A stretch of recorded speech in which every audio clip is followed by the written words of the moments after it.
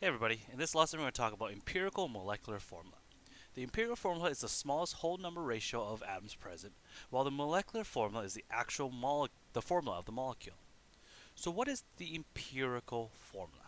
Well, the empirical formula is really sometimes called the simplest formula.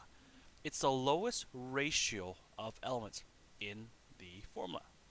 So, it's sometimes called the simplest formula because it is the lowest ratio of elements in a compound. Now, why is that important? Well, this comes from the percentage composition.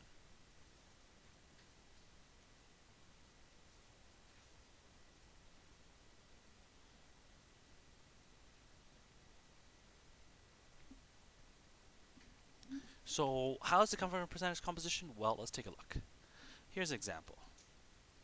If you do the percentage composition of CH3, you're going to find that carbon takes up, well, the total mass of CH3 is 15, carbon's mass is 12, so it's going to be 12 divided by 15, which is going to be 0.8, 0.8, or 80%.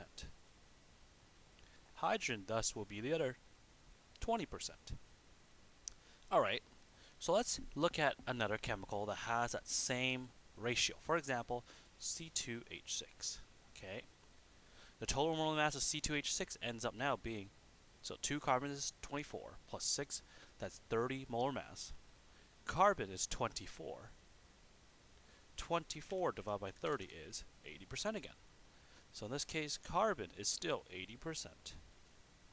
Hydrogen is still the 20%. So what we can find is that the empirical formula will always find you that lowest ratio. It doesn't tell you what the chemical is because they all have the same percentage composition. So how do we find empirical formula then? Well, to find empirical formula, we have to basically find percentage composition backwards.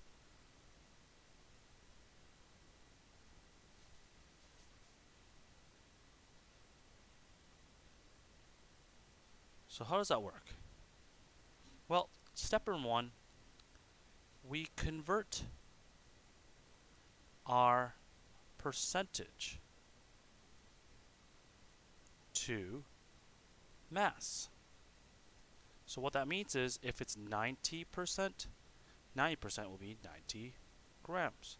Now why do we want to do that is because we can work in mass. We know how to convert from mass to, for example, moles. We don't know how to work with percentage to moles. Okay? So we convert our percentage to mass. Step 2. We convert our mass to moles. And for this one, we use the molar mass of each element. We know what elements are present.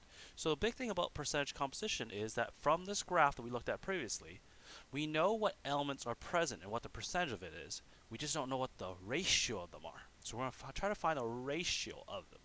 So we know that something, for example, in this case, has a mass of 31.5 and it takes up 23% of this compound. We know something with a mass of 63 takes up 46% of the compound. So we have those information. We have what the element is. We have what the percentage is. We just don't know what the ratio is. Alright? Number 3. This is where we're going to find the ratio. Divide all moles by smallest moles.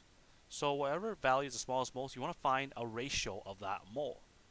So this will give you the ratio. And then step 4, this is multiply by LCD until whole. So there's going to be sometimes fractions that have denominators. Multiply by the lowest common denominator until they are whole numbers. So, is there an easy way of remembering this? And there is. There's a little poem you can remember. The poem goes like this. It's percent to mass Okay, mass to moles. Divide by smallest. Multiply until whole.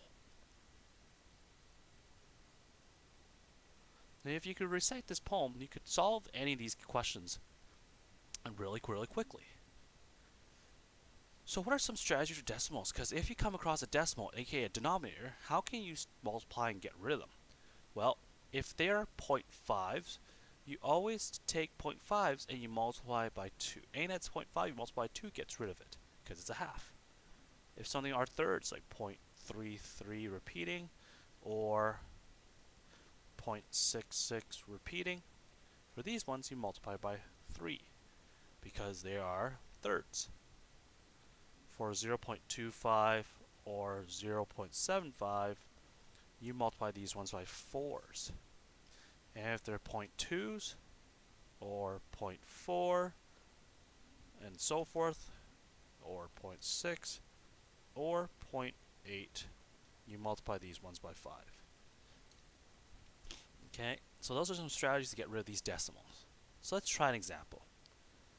What is the empirical of a compound that contains 4.8 grams of carbon, 0.8 grams of hydrogen, and 6.40 grams of oxygen? Well, in this case, we want to first convert percent to mass. Well, that's already done for you. We're already at mass. But now we want to convert our mass to moles. Okay, how do we do that? Well, one thing I always say is make a table. It's a lot neater. So here, let's make a table where we're going to have, for example, the first column of the table are our elements. Okay, so we have carbon, hydrogen, and oxygen. Our next table is, let's write their masses. And we see that their mass present here is, in this case, 4.80 grams, 0.80 grams, and 6.40 grams. Okay. Our next column will be moles. So we want to basically find the moles of each of these. How do we do that? Well, we, in a sense, multiply, in this case, divide by its molar mass. So we divide each of them by their molar mass. So carbon will get divided by 12. Hydrogen here will get divided by 1. And oxygen will get divided by 16. So here we have 4.8 divided by 12. We get 0.4 as our moles. That means in present here we have 0.4 moles. Hydrogen, 0.8 divided by 1 is still 0.8. And lastly, oxygen, 6.4 divided by 16, that's going to give you 0.4. Okay, so now our next thing is we want to find our ratio now. Because what we have here is we have to divide all of them by the smallest moles. 0.4 is the smallest mole, so if we divide everything by 0.4, that will give us our lowest ratio. 0.4 divided by 0.4, that's a 1. 0.8 divided by 0.4, that's 2. And 0.4 divided by 0.4, that's 1. That means that our chemical compound ends up being CH2O. This is our empirical formula. Okay, sorry for the construction in the background, but that might be going on for a while. And I'll try to make sure that doesn't get too noisy. Okay. So in this example, we have 82.8% of carbon and 17.2% of hydrogen. So let's make our table. So we have elements, the first one, percentage is the next one, which is usually the same as mass. Then we have mass, then moles, and then the ratio. Okay, let's give them each a heading. So of element, the percent, the mass, the moles, and the ratio. Okay, so we have carbon, hydrogen. This one, the percent of carbon is 82.8%. The mass, the percent of hydrogen is 17.2. The mass is exactly the same, so we actually skip the percentage step in the future. But I'm just showing that these two are exactly the same. To find the moles, you divide each of these by their molar mass. 82.8 divided by 12 is going to give you 6.9. 17.2 divided by 1 is 17.2. Now to find its ratio. So 6.9 is the lowest one, so you divide everything by 6.9, that's 1. 17.2 divided by 6.9 is going to give you, in a sense, if you round this, it'll be 2.5. So we gotta now give it to whole ratios in this time because it's not a whole ratio. Because it's 0.5, we can multiply everything by 2 to get rid of that 0.5. We get 2 and 5. So our empirical formula ends up being C2H5. Okay, let's try the next example. What is the empirical formula of this one? Well, same thing. Let's create a table to keep ourselves neat. This time we're not going to write the percentage step because we know it's exactly the same as the mass. So we have element, mass, moles, ratio, and if we need it, we have the whole. Okay, so element, mass, moles, and ratio. Okay, so our elements this time are carbon, hydrogen, and nitrogen. The mass is 58.5. The mass of hydrogen is 7.3, and the mass of nitrogen is 34.1. So moles. Let's go find their moles. Carbon, 58.5. Oops. So we have 58.5 divided by 12, and we get 4.875. So that's the moles. 4.875. Hydrogen is 7.3 because it's divided by 1. Nitrogen is 34.1 divided by 14. That's going to give you 2.436. 2.436. Okay, this lowest number here is 2.436. So let's divide each of them by 2.436. Nitrogen will be 1 then. Carbon, if you look at it, carbon, 4.875 divided by 2.436 is 2. And last one is hydrogen, 7.3 divided by 2.436 is 3. So these are already whole numbers. So our chemical empirical formula is C2H3N. So that's again our lowest ratio. We can't go any lower. This is the lowest ratio. We can't go any lower. This is the lowest ratio. We can't go any lower. But now, this isn't the actual chemical formula. It can be. That's where we're going to find what is the molecular formula here. Okay. So this is always, as we state, this is the actual chemical formula. It's what it actually is. It's always some multiple of the empirical formula.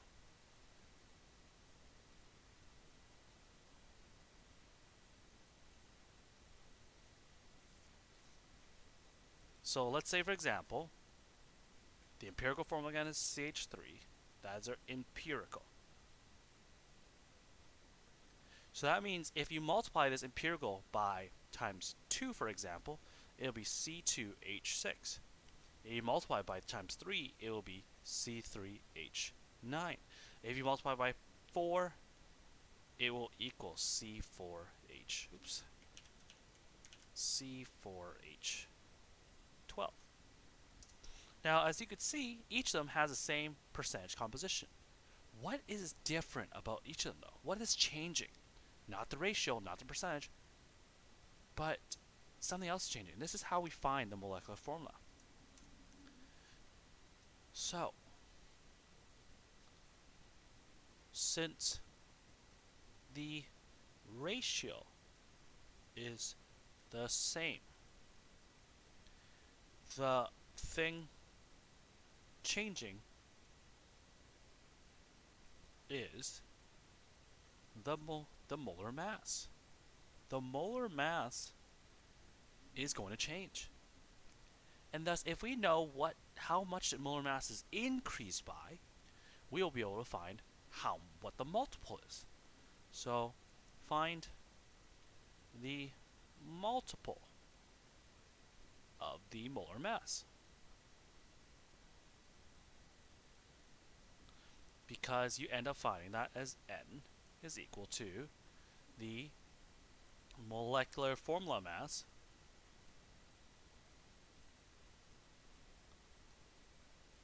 over the empirical formula mass.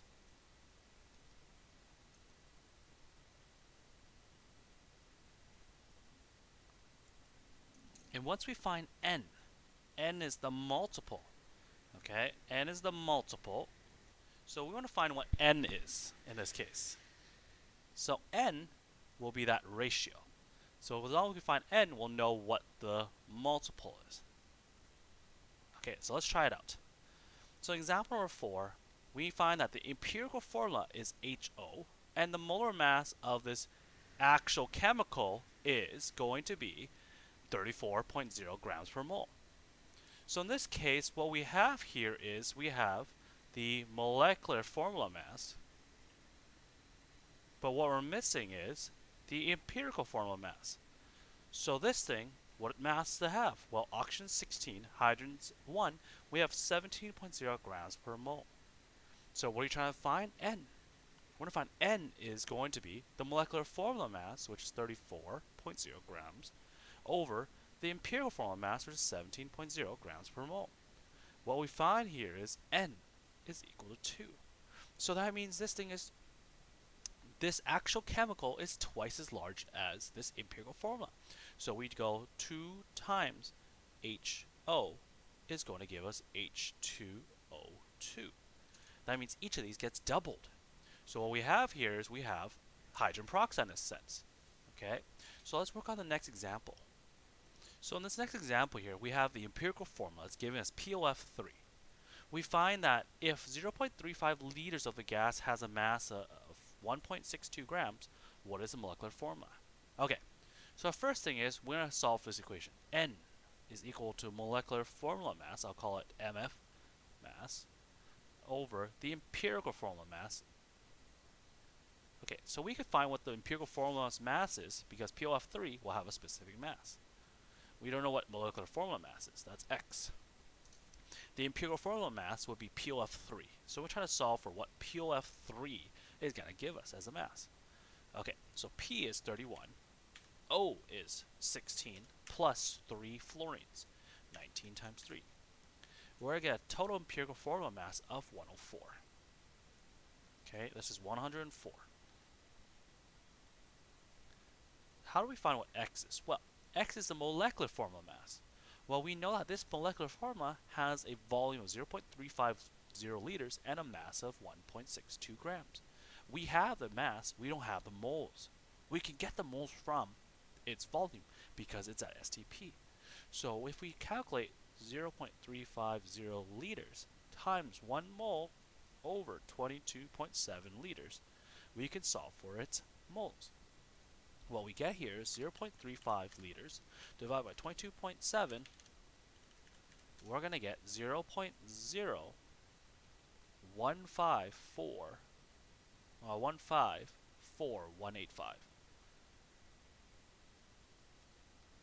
moles.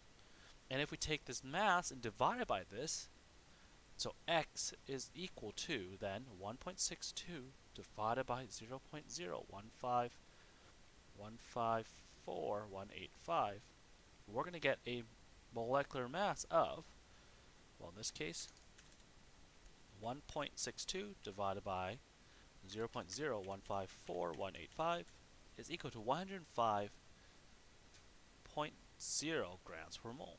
So we found what X is. So now to solve this, it's 105 divided by 104 is really equal to 1. So our multiple is 1. Thus, our empirical formula is POF3, but our molecular formula, in this case, is also, because the multiple is 1, is also POF3. Okay. So let's go over our last question here. A compound is analyzed to contain carbon at this percentage, hydrogen at this percentage, and oxygen at this percentage. The molecular mass of this compound is found to be 140 grams per mole. What is the empirical formula? What is the molecular formula? Okay, so let's go find this out. Our first step is, let's go find what the empirical formula is. Because we know what the molecular formula mass is, we just don't know what the empirical formula is, first of all. So let's go find that. So let's create our little table. We have our element, we have our mass and percentage, we have our moles, and we have our ratio, and if we need, we have our whole. So we have our elements, we have our mass, moles, and ratio. Okay, so our elements are carbon, hydrogen, and oxygen. Carbon's mass is 68.54, hydrogen's 8.63, and oxygen is 22.83. Our moles. So let's go solve for the moles of each of these. So to find carbon's moles, you divide by its molar mass. You get 5.712. Hydrogen will be 8.63, and oxygen will be, so in this case, 22.83 divided by 16 is 1.4269. Okay, now we divide it by the smallest rate moles. In this case, it will be oxygen. So if you divide oxygen by oxygen, it's 1. 5.712 divided by 1.4269 is going to give you 4. And hydrogen is 8.63 divided by 1.4269 is going to give you 6, basically. So that means my empirical formula is going to be C4H6O. What is the molar mass or empirical formula mass of C4H6O? Well, let's go find it. In this case, carbon is going to be 4 times 12. There's 48 mass of carbon. Plus hydrogen is 6, plus 1 oxygen is 16. That's 70. We find that this is 70 grams per mole. Okay. What is N? N is equal to the molecular formula mass over the empirical formula mass. So it's 140 divided by 70. That is 2. So that means this molecular formula is double, 2 times the size of the empirical formula, which will give you 2 times C4H6O, which gives you C8H12O2. So that's your molecular formula. So this is the end of this lesson. As always, make sure you keep yourself safe and healthy, and I'll see you soon.